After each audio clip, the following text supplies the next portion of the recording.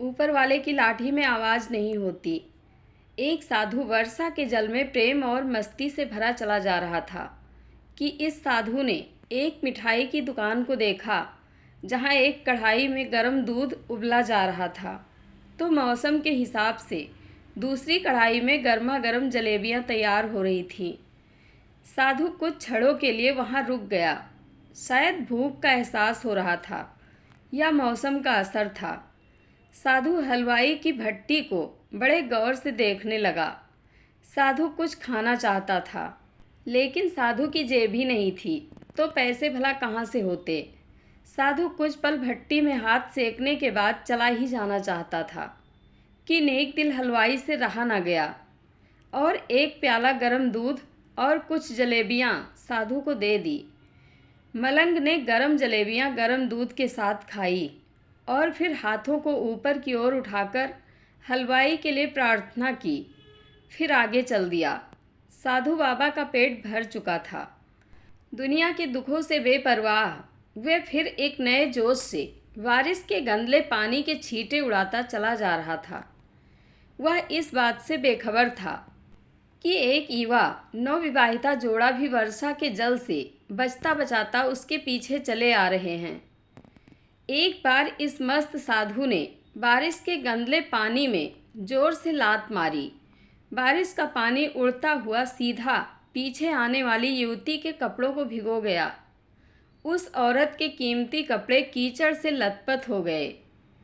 उसके युवा पति से यह बात बर्दाश्त नहीं हुई, इसलिए वह आस्तीन चढ़ाकर आगे बढ़ा और साधु को कपड़ों से पकड़कर कहने लगा, अंधा है, तुझको नज़र नहीं आता? तेरी हरकत की वजह से मेरी पत्नी के कपड़े गीले हो गए हैं और कीचड़ से भर गए हैं। साधु हक्का बक्का सा खड़ा था, जबकि इस युवा को साधु का चुप रहना नाखुशगवार गुजर रहा था। महिला ने आगे बढ़कर युवा के हाथों से साधु को छुड़ाना भी चाहा, लेकिन युवा की आंखों से निकलती नफरत की चिंगारी देख वह भी पीछे खिसकने पर मजबूर हो गई। राह चलते राहगीर भी उदासीनता से यह सब दृश्य देख रहे थे, लेकिन युवा के गुस्से को देखकर किसी में इतनी हिम्मत नहीं हुई कि उसे रोक पाते। और आखिर जवानी के नशे में चूर इस युवक ने एक जोरदार थप्पड़ साधु के चेहरे पर जड़ दिया। बूढ़ा मलंग थप्पड़ की ताब न झेलता हुआ लड़खड़ाता हुआ कीचड़ में जा पड़ा। युवक ने जब साधु को नीचे गिरता देखा तो मुस्कुराते हुए वहाँ से चल दिया। बूढ़े साधु ने आकाश की ओर देखा और उसके होठों से निकला, वाह मेरे भगवान, कभी गरम दूध जलेबियाँ और कभी गरम थप्पड़, लेकिन जो तू चाहे मुझे भी वही पसंद है। यह कहता हुआ वह एक बार फिर अपने रास्ते पर चल दिया। दूसरी ओर वह युवा जोड़ा अपनी मस्ती को समर्पित अपनी मंजिल की ओर अग्रसर हो गया। थोड़ी ही दूर चलने के बाद वह एक मकान के सामने पहुंचकर रुक गए। वह अपने घर पहुंच गए थे। वह युवा अपनी जेब से चाबी निकालकर अपनी पत्नी से हंसी मजाक करते हुए ऊपर घर की सीढ़ियां तय कर रहा था। बारिश के कारण सीढ़ियों पर फिसलन हो गई थी। अचानक युवा का पैर फिसल गया और वह सीढ़ियों से नीचे गिरने लगा।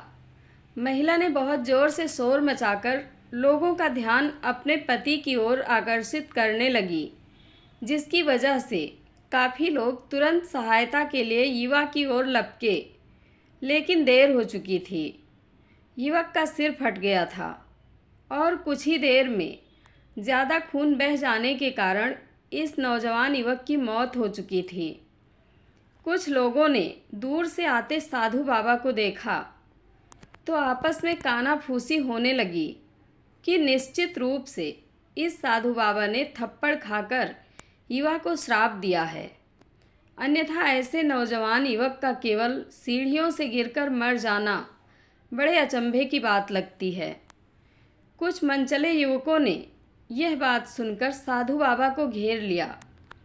एक युवा कहने लगा कि आप कैसे भगवान के भक्त हैं, जो केवल एक थप्पड़ के कारण युवा को श्राप दे बैठे। भगवान के भक्त में रोष व गुस्सा हरगिज नहीं होता। आप तो जरा सी असुविधा पर भी धैर्य ना कर सके। साधु बाबा कहने लगा, भगवान की कसम, मैंने इस युवा को श्राप नहीं दिया। अगर आपने श्राप नहीं दिया तो ऐसा नौजवान युवा सीढ़ियों से गिरकर कैसे मर गया? तब साधु बाबा ने दर्शकों से एक अनोखा सवाल किया कि आप में से कोई इस सब घटना का चश्मदीद गवाह मौजूद है? एक युवक ने आगे बढ़कर कहा, हाँ, मैं इस सब घटना का चश्मदीद गवाह हूँ। साधु ने अगला सवाल किया, मेरे कदमों से जो कीचड़ उछला था, क्या उसने युवा के कपड़ों को दागी किया था? युवा बोला, नहीं, लेकिन महिला के कपड़े ज़रूर खराब हुए थे। मलंग ने युवक की बाहों को थामते हुए पूछा, फिर युवक ने मुझे क्यों मारा?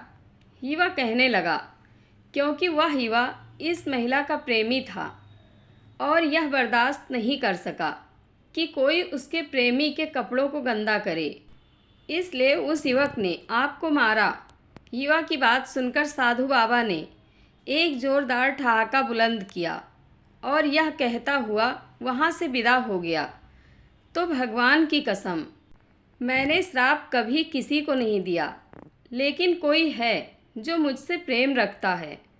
अगर उसका यार सहन नहीं कर सका तो मेरे यार को कैसे बर्दाश्त होगा कि कोई मुझे मारे, और वह इतना शक्तिशाली है कि दुनिया का बड़े से बड़ा राज भी उसकी लाठी से डरता है।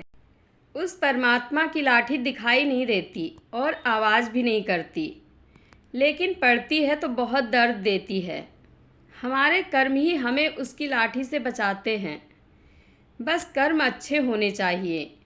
व्यक्ति जो करता है वही उसे मिलता है। अच्छे कर्म करता है तो अच्छा फल मिल जाता है, बुरे कर्म करता है तो बुरा फल मिल जाता है। पक्का हुआ, आम कभी कड़वा नहीं हो सकता, वो सदैव मीठा ही रहता है।